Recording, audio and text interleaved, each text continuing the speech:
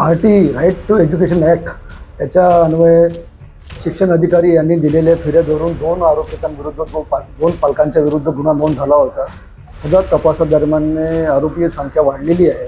याच्यामध्ये एक आरोपी अटक केला होता, राजा शरीफ व जमशेद शरीफ राहणार मानकापूर। आणि या तपासादरम्यान आम्हाला असं आढळलं की राजाच्या अकाउंटमध्ये असलेली आम्ही स्टेटमेंटचं ॲनालिसिस करीत असताना रोहित विजन पिल्ले हा राहणार मानकापूर याने सुद्धा त्याच्या बँकेमधून 4,80,000 रुपये काढलेले होते।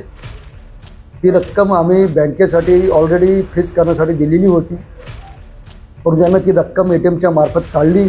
आम्ही ATMचे फुटेज पाहिले असता याच्यावर याच्याविरुद्ध भरपूर पुरावा दिसल्यावरून त्याला काल आम्ही परवा दिवशी अटक करून काल आम्ही मान्य न्यायालयात हजर केले आणि त्याचा 11पर्यंत PCR मिळाला आहे। त्याची भूमिका महत्त्वाची अशी होती की जे काही छोटे मोठे कामं करायचे आहे ती ईच्या दृष्टीने पालकांना काही डॉक्युमेंट्स लिहून द्यायचे आहे किंवा त्याला सहकार्य करायचं आहे, तो पण या गुन्ह्यामध्ये सहभागी असल्याचा स्पष्ट रोल असल्याने त्याला अटक करून पोलीस कोठडी घेण्यात आलेली आहे। सध्या स्टेटस रिपोर्ट हे आहे की शहीद शरीफ हा जरी मिळाला नाही आहे तरी आमचे पथक त्याच्या मार्गावर आहे।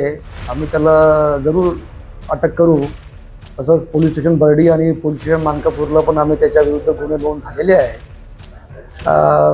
या गुन्ह्यामध्ये आतापर्यंत 6 आरोपी आम्ही अटक केलेले आहे आणि शहीद शरीफला आम्ही लवकरच अटक करू अशी अपेक्षा आहे। राजा शरीफचं ज्यावेळेस आम्ही मोबाईल ॲनालिसिस करत असताना त्याच्यामध्ये आम्हाला बरेच कोचिंगचे व्हिडिओ आढळले, त्यावरून आम्ही एक सविस्तर अहवाल माननीय DCP झोंटू साहेबांना दिला होता। त्यावरून त्यांनी वरिष्ठ फॉरेस्ट अधिकारी शिवणी आणि भोपाल यांच्याशी संपर्क केला व त्यावरून फॉरेस्ट अधिकाऱ्याने तिथे शिवणीला गुन्हा नोंद केलेला आहे आणि राजा शरीफला त्यांनी ट्रान्सफर करून तिकडे घेतलेला आहे।